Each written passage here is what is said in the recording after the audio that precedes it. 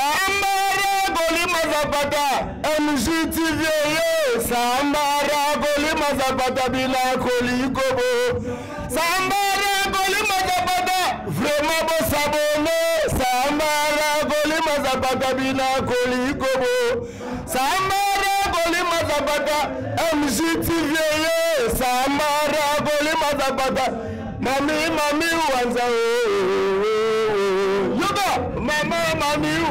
Dani Timanga, vrai no, vrai tanta sola bien. Gauche droite, à la table pantalon quoi. Au moins.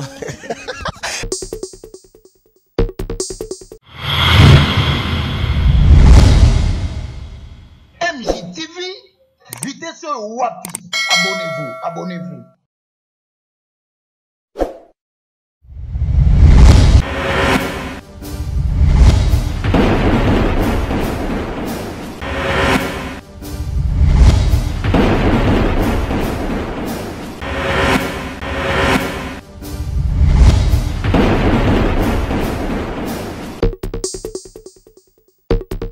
Voilà, bonjour, bonsoir, ça dépend à héros, vous avez capté les antennes de MJ Télévision et surtout dans votre émission Parlons Bible que Dani Timanga aujourd'hui va présenter pour vous.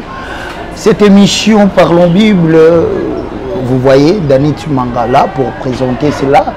Vous voyez aussi Sylvie Bati.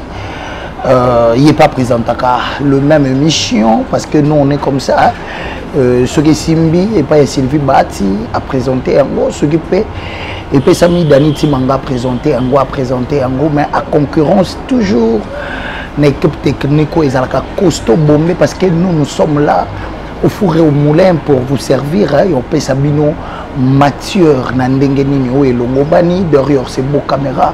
Là je vois Olivier Lowango, papa na Jérémy et Esther. Donc les enfants pas comme les autres. Et là je profite directement de saluer comme ça la patronne de notre chaîne. Là je vois Mami Wanza, la première dame de Orléans.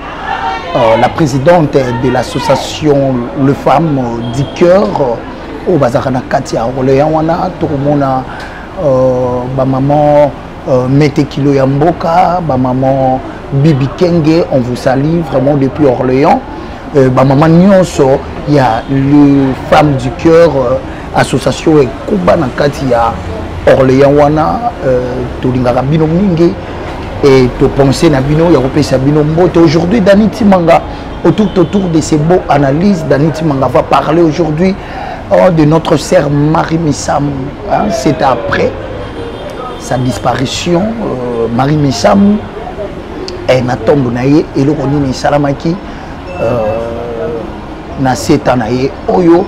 Vous allez découvrir cela dans cette émission. Donc on parlera de sœur Marie Missam. Bandeko étant que Christo, étant que Banana Nzambe, Bokoto, vous s'abonner massivement dans votre chaîne MJ Télévision. C'est une meilleure façon de nous encourager. Il y a un sa biso force pour tout le qui a information. Sœur Marie Missam, tout le monde qui a sali parcours na musique ou la musique chrétienne.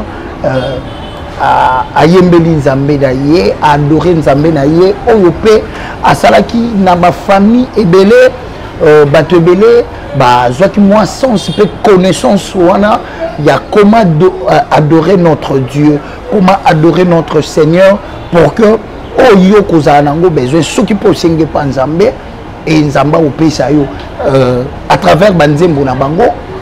Les musiciens chrétiens, ndenge bayembaka et ça la biso tokotaka toujours na présence ya bonzambe comme moi Dani Timanga nazaka no fanatique ya nzembo ya papa na biso Denis Ngonde na kobanga te mosikoli nanga ya jali akolo belangai azali na bomoi na kolela lela nini Nzambe nzembo wana papa Denis Ngonde abomanga pona yango nazaka so na bina kota na présence ya Nzambe na yakaka wana siko et pas ya sœur Marie Missam Nazoka saison saison de pluie.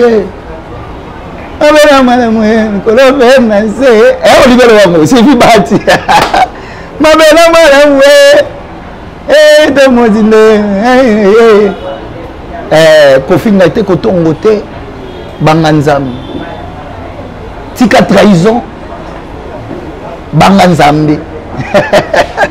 La sœur Marie Missamou aujourd'hui ceux qui sont aux artiste Oyo totali na chaîne na biso misala o sœur Marie Missamou sali sœur Marie Missamou ayembi na ba église ya basali ya Nzambe belé pona ko conforter ba foi ya bandimi belé peut-être mon dimi mususu akenda ka séminaire ya pasteur moroboy to ya prophète moroboy parce que ayebi na mutu na que sœur Marie Missamou aux allez inviter. Mais bandeko totali 7 ans après il y a Marie Missamou na misala nyonso Marie Missamou sali voire même Sokoda fleur il y a aucun côté à na tombe il y a la sœur Marie Missamou et mon amitié et puis tu as une association na bango oyo salama oyo notre papa qu'on respecte beaucoup papa Patrice ou à président na bango à guide na bango. On a vu même à l'association penser mon côté salami à tapona ko commémorer sœur Marie Missamou. Okenda ta ko tika fleur ya pamba. Mais tout le monde a un musicien ya mokili. Peut-être ba jour au bandeko la bango ba kufa ba questeur ba papa wemba banani bazala komona basangani place moko boyi mona jour papa wemba akufa batie podium bayembi banzemba papa wemba basali ko po baloba toujours artiste nous t'oublierons jamais mais na mona raso muta kufi la Congo to komara nous ne t'oublierons jamais to komi na ba polo mais ce cas muta sali un mois batu bakenda ko visiter 2 mois bakendara ba moi monsieur etikali et bon la sœur Marie Missamou 7 ans qui peut entre guillemets na habité peut-être famille na kaka yango moko mutekendaki quelque part par là to senga kaka batu to zaka na sens ya ko raisonner ka batu ko yeba ba bien fait pe ya batu aujourd'hui soto kumisaka Nzambe ya lola to kanisaka yaka pona ba bien fait. Le bien fait ça s'oublie jamais. Bolamu et bossa na makate. Na bien association de femmes du cœur. Ba mama Mete Kilo Mboka, ba mama Bibi Kenge, ba mama Mami Wanzaboy. Ba bien ate ndeko na biso zwe lokoyo melaji. Yo na muto kanisa angote. Aux ingrats, aux ingrats. Il faut qu'on canisse ah na mutuana atate aux alakate ah nous avons place à ça batela y bomba à cause ya bolamu nde daniti mangalo baka nzambe pambola mamete na mamete kilo ya mboka na nko pambola mama Bibi Kenge na nko parce que ba metema o ezaka ya bolamu mitema ya kovanda na bandeko na bango. Sœur Marie Missamou tout le monde qui avant ya kokufa wa tout le monde qui sœur Marie Missamou a renouvelé qui ba bolingo moko boy même na ba musicien mokili mais ceux qui n'aient kotala Jibem Piana quoi ça ko musicien ya mokili abimisi album a dédicacé la sœur Marie Missamou renouvelé yango yembi sœur Marie Missamou Jibem Piana merci papa chéri d'avoir pensé à notre sœur baza ba ikono yo ngana lobaka ba musicien ba sali ya Nzambe ba nani ba konzi ya mboka oyo bazaka ba prophète Nzambe atika bango baleka pamba te il faut tout kanisa bango.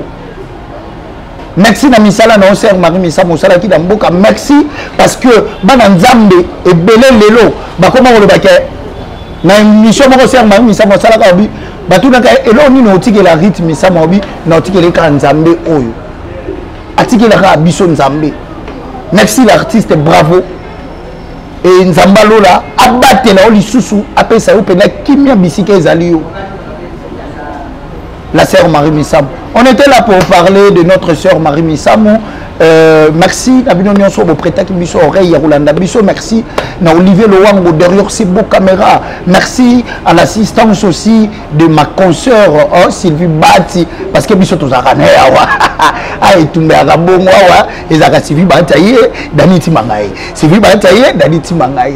Donc tozawana pour to pesa bino toujours d'information na ndenge longo bani. Merci à toi notre mamie maman Mami Ouanza, la première dame de Orléans. Et pourquoi pas de voir comme ça papa Micha de Paris, mon thème à battu ya mère Mobile solo à conseiller à moi si bien. Foyer banini on salle. Quant à moi, je vous dis merci et bye bye.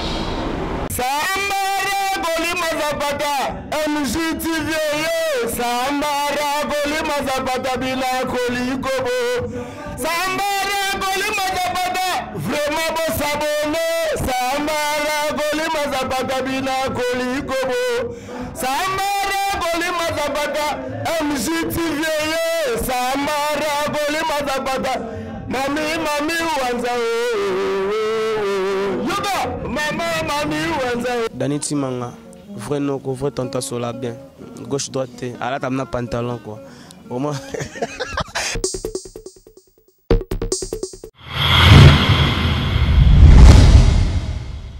MJTV, vitesse wapi. Abonnez-vous.